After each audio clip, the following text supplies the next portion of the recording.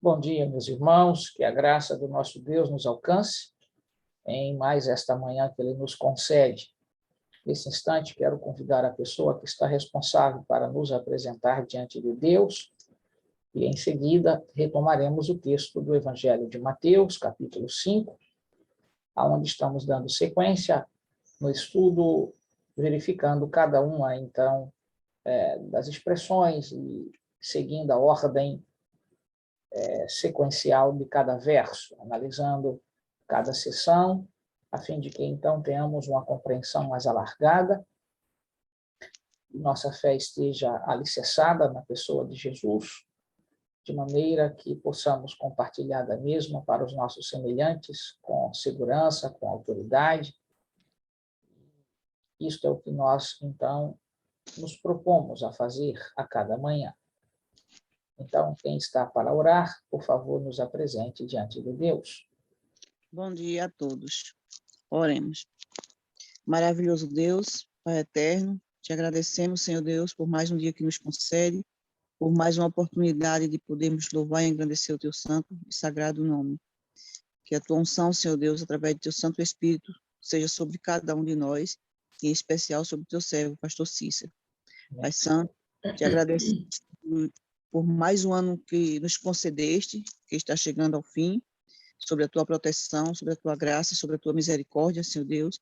Louvamos-te porque tu és bom e a tua misericórdia dura para sempre. Porque durante todos estes dias, Senhor Deus, mesmo em meio a tanta dificuldade que enfrentamos, nunca estivemos só. Estivemos sempre à tua proteção, a unção do teu Espírito Santo ao nosso lado, para nos proteger e proteger os nossos familiares. Te agradecemos também, ó Senhor Deus, porque tu tens nos dado a oportunidade de poder aprender mais acerca da tua palavra. Amém. E hoje queremos mais uma vez te louvar e te agradecer, pedir perdão pelos nossos pecados, te agradecer pelas bênçãos recebidas, Amém. pelas curas, pelos milagres que concedeste para cada um de nós, mesmo sem merecermos, Senhor Deus. Somos fracos, somos pequeninos, mas confiamos num Deus grande e poderoso. E por isso, mais uma vez, entregamos nossas vidas em tuas mãos e queremos te pedir, ó Deus, que abençoe este novo ano que irá se iniciar. Esteja sempre conosco, Senhor Deus, nos ensinando, fortalecendo a nossa fé e não permitindo que nada nem ninguém nos afaste dos teus caminhos. Abençoa a tua igreja como um todo, sobre a face da terra. Abençoa os teus filhos que estão passando por dificuldades, Senhor Deus. Se é pela chuva, se é pelo sol, mas que o teu Espírito Santo os acalente, os traga bálsamo, Senhor Deus. Traga refrigério. E assim, ó Deus, possamos te glorificar mais e mais. Amém. Abençoe este culto, Senhor Deus, nós te pedimos e já te agradecemos, em nome de Jesus. Amém. Amém. Amém. Pois bem, meus irmãos, farei nesse momento uma breve recapitulação do que vimos até aqui a partir do capítulo 5. Sabemos que as bem-aventuranças, toda essa estrutura aqui montada por Jesus, poderíamos resumir como sendo características, então, do discipulado. Cada discípulo tem, na verdade, as características que os céus requerem, não é? Que deveremos, então, desenvolver. A humildade, a pacificação, a confiança em Deus, a mansidão e, é claro, entender que, desse ponto de vista, essa estrutura de ser humilde, de, então, entender que podemos abrir o nosso coração diante de Deus e encontrar consolo, saber exatamente de que nós temos a graça, de que a humildade é a característica singular destes que se preparam para fazer parte deste reino que o Senhor veio estabelecer, e, consequentemente, isto poderíamos, como já dissera, ser aqui nesta frase, características, então, do discipulado.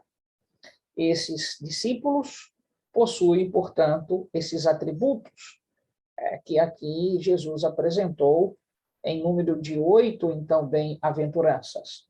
Deixa claro, igualmente, de que, dentro dessas características, estes, que são discípulos do Senhor, devem, então, levar a seus semelhantes o sabor de que eles já participam, mas também levar a verdade de que eles, então, também receberam no sal, na luz, elementos, então, naturais, representando verdades maiores. Características do discipulado, comportamento desses discípulos, e agora Jesus, portanto, entra numa sessão que nós poderíamos, então, aqui reclamar de que muitas e muitas vezes parece que a situação está como que uma narrativa que se tornou abrupta, ele entrou num outro conteúdo. E quero explicar isto a partir deste resumo que já fizeram. Observem, Jesus estava no monte, ali falando para essa multidão, e ele não estava ali só com pessoas que estavam dispostas a ouvi-lo e segui-lo. Havia, portanto, já bastante informações sobre Jesus, do que havia ocorrido e realizado. Consequentemente, havia também muitos espias, muita gente que foi encaminhada como, então, rabis, que vieram lá de Jerusalém, das sinagogas vizinhas ali ao território, para analisarem o que Jesus estava dizendo. E se apercebem que a doutrina que eles, os rabis, ensinavam, estava, eu diria, estava exatamente contrária àquilo que Jesus estava ensinando. Dizendo de outra maneira, eles começaram a perceber que o povo dava mais atenção a Jesus do que aos seus ensinos. E isso foi criando uma espécie, portanto, de sentimento de revolta, de perda de autoridade, como eles possuíam, sobre o povo. O que dizia o povo, portanto, se submetia, porque eles eram os porta-vozes da ocasião, antes de Jesus se manifestar em seu ministério público.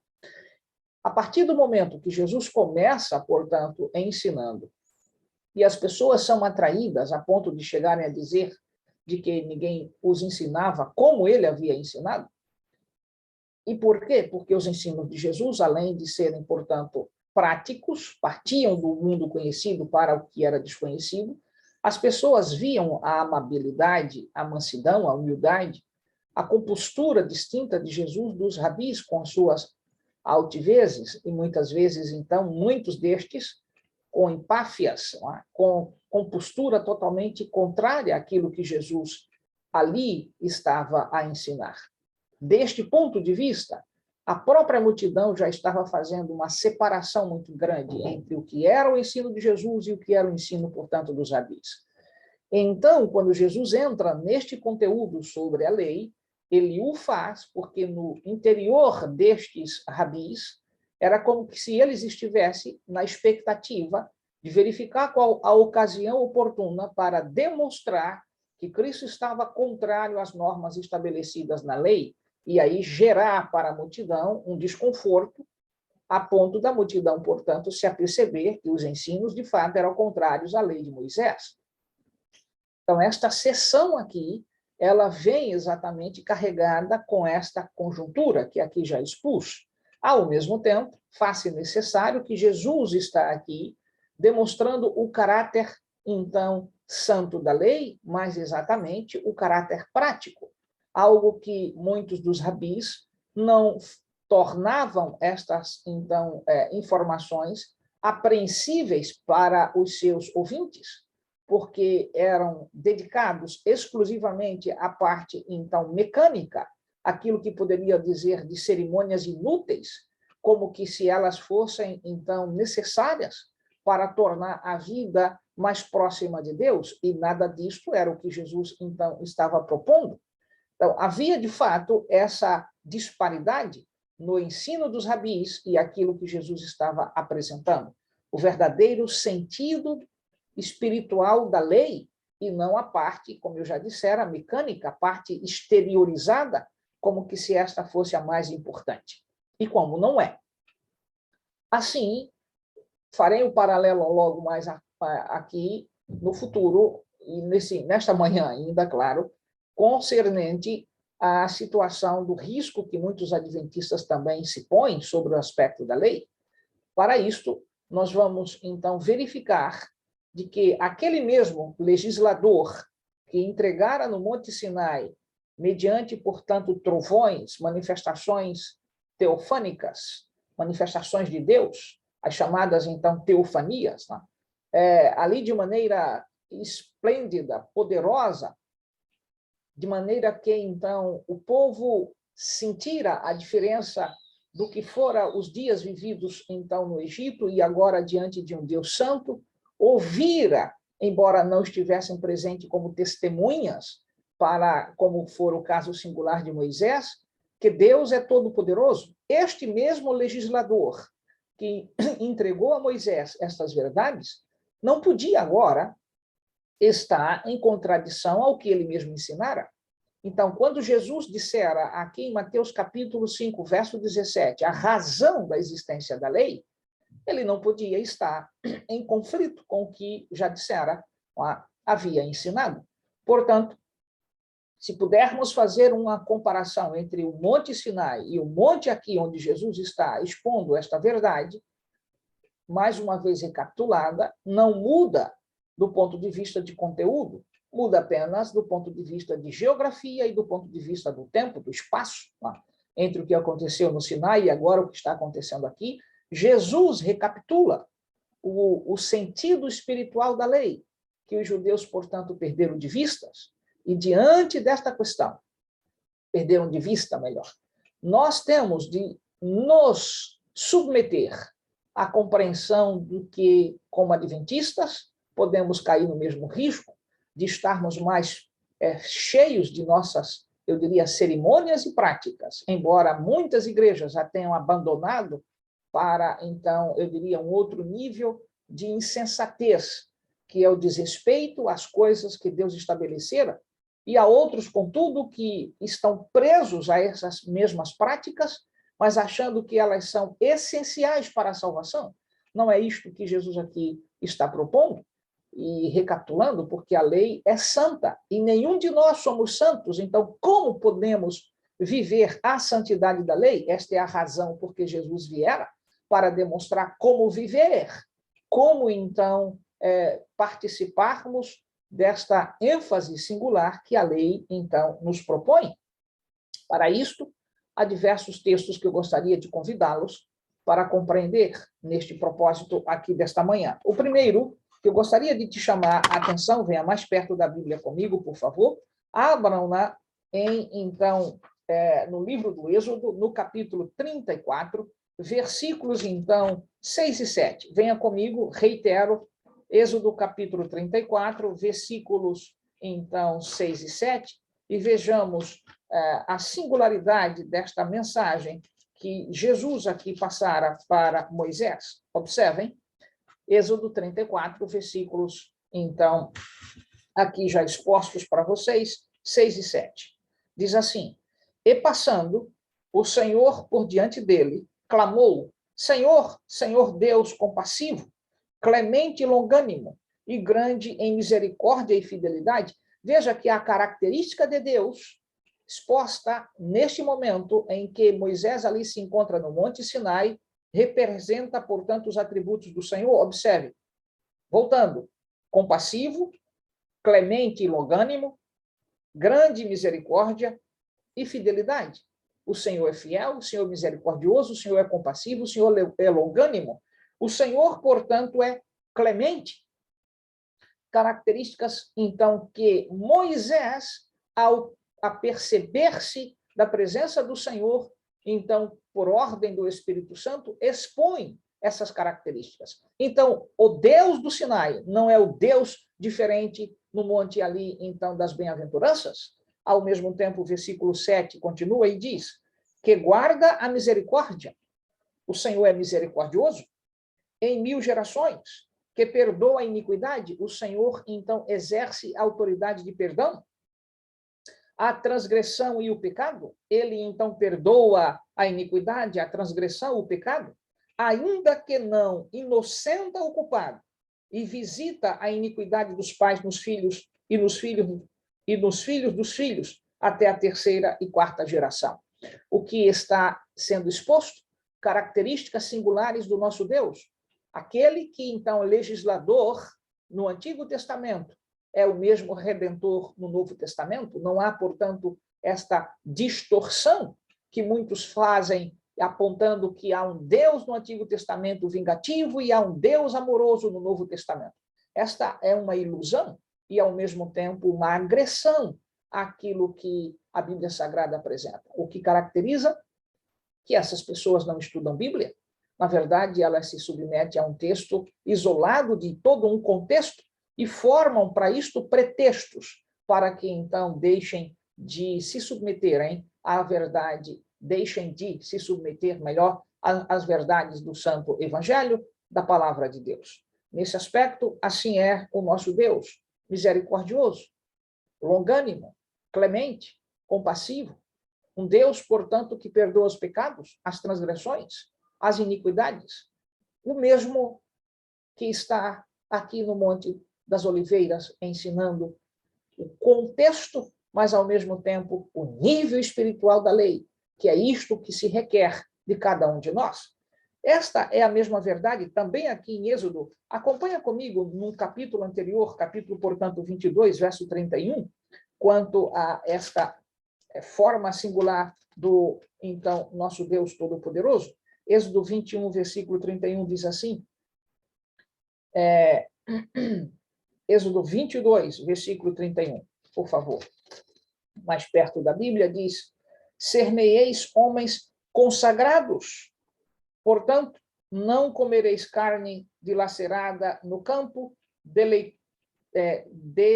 deitá-la-eis aos cães. O Senhor está dizendo, em outras palavras, aqui, que aqueles que o seguimos devemos ser pessoas de que nível? Voltemos, consagradas. Nós não podemos achar que é possível viver uma vida em harmonia com Deus, desobedecendo às normas, às leis que ele estabeleceu. Em específico aqui, o Senhor está deixando claro que aqueles que se aproximam dele devemos ser pessoas consagradas. Se ele disse não o faça, não toque, não coma, não use, façamo-lo, porque, na verdade, é o melhor para todos nós. E não do ponto de vista de melhor a nossa própria interpretação, mas porque o Senhor está requerendo de nós que não devemos fazer. Logo, quando algumas pessoas que em nosso meio se encontram, adventistas do sétimo dia, que perderam de vista este nível, portanto, de consagração ao Senhor, de intimidade com os céus, elas, de fato, não compreenderão a palavra de Deus e a santidade que a lei, portanto, aí se põe, reclamando que devamos ter envolvimento com ela, não para nos salvar. Não é a lei que nos salva, é Jesus. Mas, ao aceitarmos Jesus, aceitamos, portanto, aquilo que ele requer de nós. Então, para que a lei? Para que, então, se apresente que ela é santa, nós somos pecadores, e como ela, portanto, expõe os nossos pecados, nós caímos na desgraça da maldição do pecado. Mas aí vem o que Paulo nos ensina no Novo Testamento. Venha comigo, portanto, ao texto singular do livro de Romanos. Veja como Paulo põe esta verdade em relação a viver a lei ou viver, portanto, a fé. Acompanha comigo, Romanos. Venha comigo aqui especificamente no capítulo 2, e vejamos o que, então, aqui Paulo nos põe. Versículo 31. Romanos, capítulo 2, versículo 31 diz, anulamos, pois, a lei pela fé. Alguns poderiam dizer, bem, eu não estou mais debaixo da lei mosaica. Opa, lei mosaica? A lei não é de Moisés. Moisés apenas foi meio. Foi meio para receber de Cristo a lei. A lei é perpétua, é eterna. A lei, portanto, é santa. O mandamento, portanto, é santo. O Senhor não deu algo que fosse transitório. Ele não estabeleceu regras para os judeus, ele estabeleceu as regras para todos os filhos e filhas de Adão. Agora, se a lei fosse algo do nosso intuir, do nosso querer, do nosso, portanto, desejo, como poderíamos encontrar uma lei que pudesse ser universal?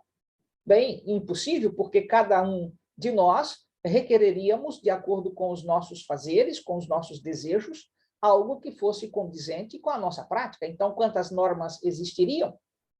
Vejam que a argumentação utilizada por estes que quebram a lei do Senhor, ela é pífia, ao mesmo tempo, ela é ilógica, ela é, na verdade, um argumento inválido. Observem o que acontece. Há uma norma em todo o país, chamada Lei Geral, que é a constituição de cada estado lá, organizado sobre, então, o que a gente chama um comando central, no ponto de vista jurídico, e há, ao mesmo tempo, portanto, todos nós que a ela nos submetemos. É bem verdade que, do ponto de vista teórico, é assim. Teórico, nós temos uma Constituição Federal, assim como a América tem, assim como a Austrália tem, assim como, portanto, Portugal possui. Então, eu estudo exatamente essa parte, que é onde eu tenho me dedicado em minhas pesquisas, né?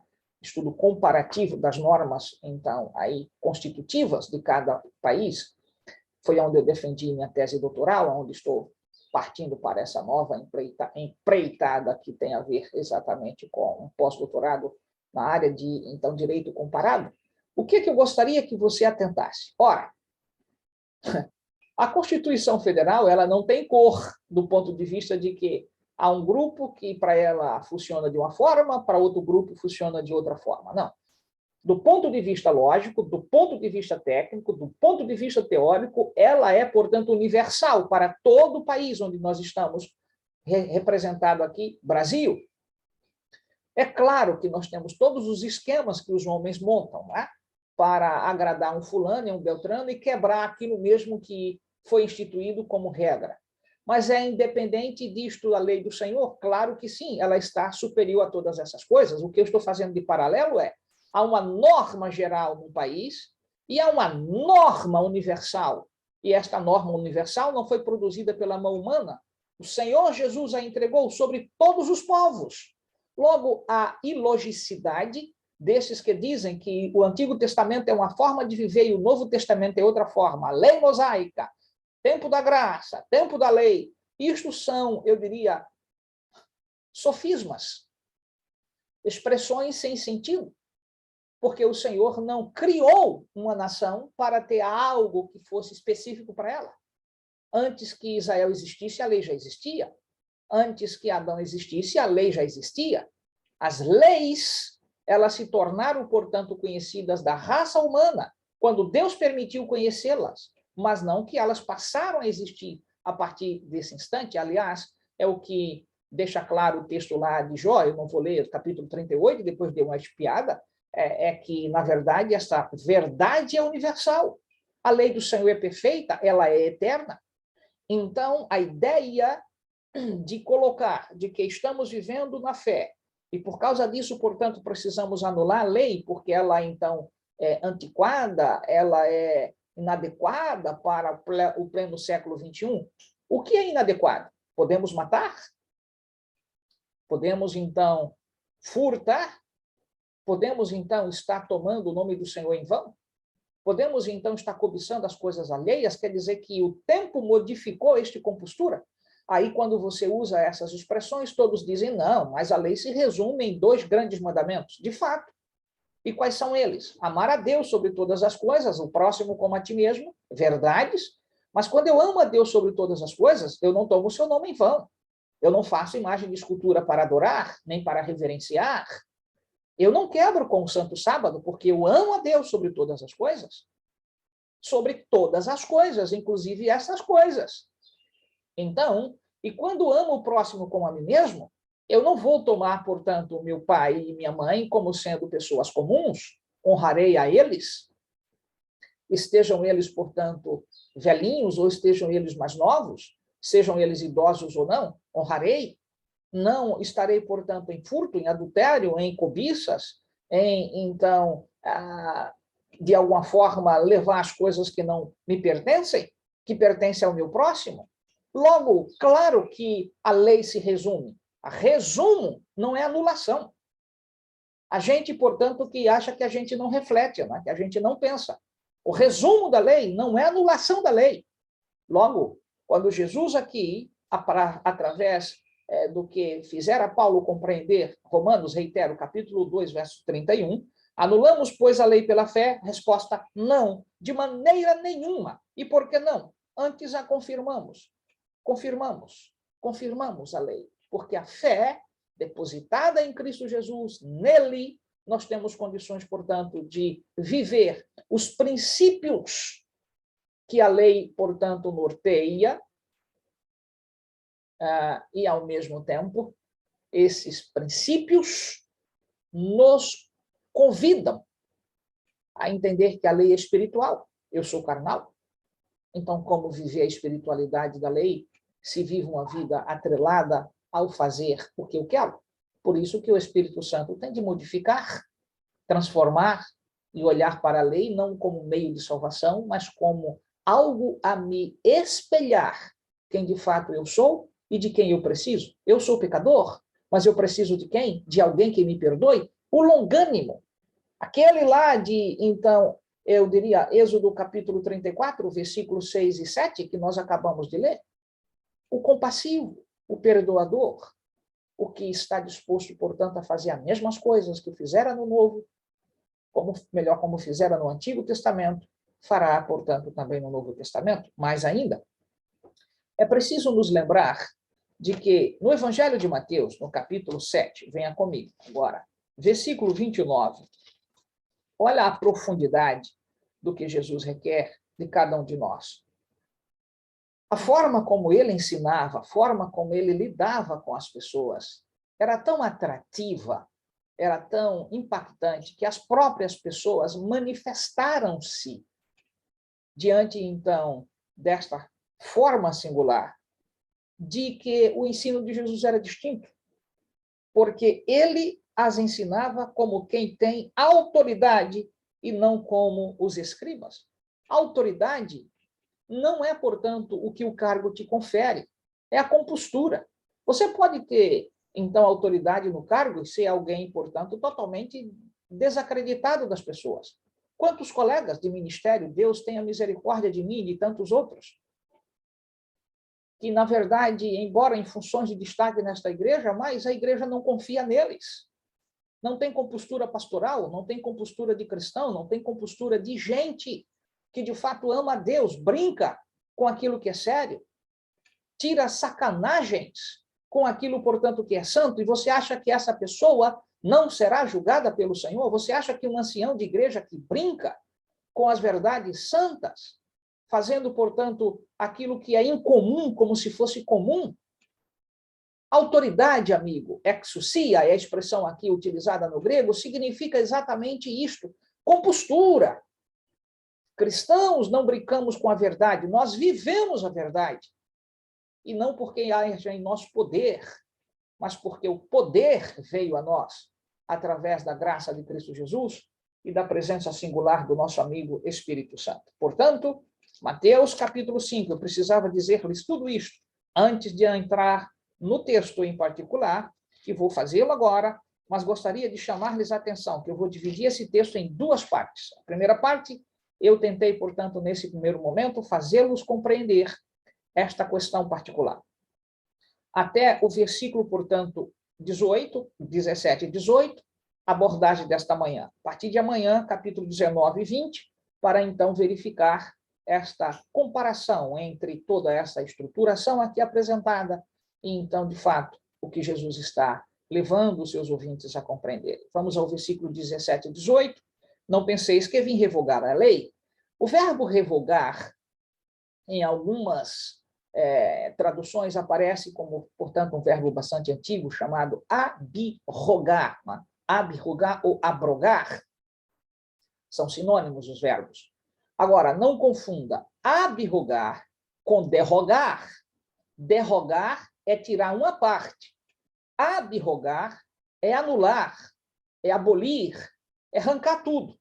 Jesus está dizendo, portanto, aqui o verbo utilizado, aqui traduzindo em língua portuguesa, como revogar ou abrogar, significa exatamente isto, tirar tudo. Jesus está dizendo, em outras palavras, eu não vim abolir, eu não vim anular a lei, e observe, nem a lei, nem os profetas. Em outras palavras, não vim negar nada do que eles ensinaram, porque o que eles ensinaram a meu respeito, e porque foram, como nós vimos, lembram lá de 1 Pedro, capítulo, portanto, 2, verso 11, que lemos, portanto, ainda esta semana aqui. Lembram disto? Não lembram? Então, vamos retornar. Estou vendo aí que talvez alguns estejam dizendo não lembro, embora esteja gravado, né? Mas eu gostaria que você se lembrasse desta verdade aqui particular. Venha comigo, observe. 1 Pedro, não 2 Pedro, desculpe. 1 Pedro, capítulo 1, versículo 11, diz: investigando atentamente qual a ocasião aos quais as circunstâncias oportunas, indicadas pelo Espírito de Cristo, que neles estava. Estava em quem o Espírito de Cristo? Naqueles que falavam, por meio, portanto, deste dom particular que Deus outorgou. Profecias, quem eram estes? Os profetas. Então, se o Espírito Santo imbuiu-os de autoridade, eles não podiam ser agora anulados, porque seria uma contradição. O próprio Jesus que outorgou o Espírito Santo para falar por meio desses homens, profetas, profetisas, inclusive também. E, de repente, agora ele está negando. Agora, veja, abrogando, não pode, porque seria um contraditório. Ele nem abrogou e nem derrogou. Ele nem aboliu, nem anulou e nem, portanto, tirou uma parte, porque aí o verbo derrogar significa tirar uma parte. Já o verbo abrogar significa tirar tudo, né? É abolir, é anular. Aliás, essas expressões são utilizadas frequentemente, né? Dentro da justiça. Né? Abrogar, derrogar. A gente tem de atentar que aqui Jesus está dizendo: eu não vim anular nem a lei, nem os profetas. E por que Jesus dissera isto? Porque ele estava cercado ali de espias, gente, portanto, ali querendo ver onde ele poderia deslizar para acusá-lo. E ele conclui dizendo: não vim para revogar, vim para cumprir. O verbo cumprir aqui, plerosai, o verbo plerosai, este verbo plerosai é o mesmo utilizado por Jesus quando esteve ali junto a João o Batista, quando, no período, então, do batismo, ele diz: vim para cumprir, plerosai. E aí, veja, plerosai é o mesmo aqui, cumprir. Significa, então, encher, tornar-se, de alguma forma, portanto, dentro da própria condição estabelecida. Ele não veio anular, ele não veio, portanto, abrogar, nem lei, nem profetas, porque ele está cumprindo. Cumprindo por quê? Porque o que ele dissera, ele está aqui ensinando. Quem destruir a lei do Senhor não foi o Senhor, mas os próprios judeus, criando, portanto, uma série de normas em torno da lei, inúteis, cerimônias frias, baratas, sem nenhuma compostura daquilo que Jesus requerera. Versículo 18. Porque, em verdade, vos digo, até que o céu e a terra passem. Veja, implica dizer que nós temos prazo para essa terra. Mas isso está dentro da agenda do Senhor, não na nossa agenda. E quando chegar o momento de que isso ocorra, e ele diz, mesmo quando isso ocorrer, quando os céus e a terra passem, nem o i ou um tio jamais passará da lei, até que tudo se cumpra. Novamente, prelosai. O verbo aqui requer exatamente esse sentido. Amanhã, gostaria de explicar-lhes, a partir deste ponto, o que significa essa expressão i e tio, e por que Jesus usou, portanto, essas referências aqui, que são o que a gente chama as marcas de uma língua. Né? Mas deixemos para amanhã. O que eu tentei apresentar-lhes hoje, não há uma distinção entre o Antigo e o Novo Testamento no sentido singular da lei do Senhor. Ela é perfeita. Vamos ver esses textos todos para demonstrar para você de que o Deus do Antigo Testamento, Êxodo capítulo 34, versículos 6 e 7, é o mesmo Deus do Novo Testamento. Não há dois sistemas de salvação, um salvo pela lei e outro salvo pela graça. Essas teorias foram montadas exatamente por aqueles que se afastaram do sentido singular da Bíblia Sagrada e criaram para si normas a partir de ideias que foram introjetadas pela Contra-Reforma, Igreja Católica, e aqueles reformadores que se apartaram verdadeiramente do estudo da Palavra de Deus e criaram as suas próprias teorias. Por isso, meu querido amigo e irmão, o convite a você nesta manhã é: se submeta ao legislador por excelência, Cristo Jesus, para que, mediante a graça de um Deus que é longânimo, compassivo, perdoador, que reclama que nos aproximemos dele mediante um coração humilde, manso, pacífico, tenhamos a condição de viver verdadeiramente o que a lei do Senhor requer de nós. Não porque ela nos salva, mas porque ela nos apresenta qual, de fato, deve ser a compostura que nós devemos ter em relação à lei, a Jesus, e, ao mesmo tempo, entender que a relação de Jesus com a lei é a mesma que ele tivera quando passara para Moisés. Por isso que ele dissera: não vim revogar, nem vim tirar nenhuma das condições que os profetas falaram a meu respeito. Porque ele deixou claro isso diante dos espias que lá estavam, querendo encontrar uma ocasião oportuna para acusá-lo. Assim tem sido entre nós, não é nisso? Quantas pessoas, não é mesmo melhor? Quantas pessoas vêm ao nosso meio para nos investigar? Quantos nos acompanham tentando verificar se somos verdadeiramente guardadores da lei? E o somos, o seu espírito, o espírito da lei, não a norma nua, crua, como, portanto, os hebreus fizeram. O espírito da lei que, de fato, nos modifica. Que o Senhor te ajude a ter essa compostura de respeito e não se tornar, portanto, alguém irresponsável. Seja um homem consagrado, como vimos lá no livro de Êxodo ainda. Seja uma mulher consagrada. Deus requer que nós sejamos pessoas santas. Seja isto, portanto, o que te guie nesse dia de preparação. E amanhã, ao se dirigirem à Igreja do Senhor, aos irmãos que já estão na Austrália, que logo mais estarão indo à igreja, que o Senhor vos abençoe, vos dê a graça, a paz. É o meu desejo. Vamos orar. Bondoso Deus, muito obrigado pelo privilégio de estudarmos a Tua palavra. Que Teu Espírito nos ajude a permanecermos fiéis. Suplicamos essas bênçãos, agradecidos, nesse dia de preparação, convictos de que fazemos a Tua vontade. Consagra-nos, Senhor, como homens santos, como mulheres santas, assim como Tu requeres em Tua palavra. Dá-nos, de fato, a Tua paz e nos ajude a sermos verdadeiramente guardadores dos Teus ensinos.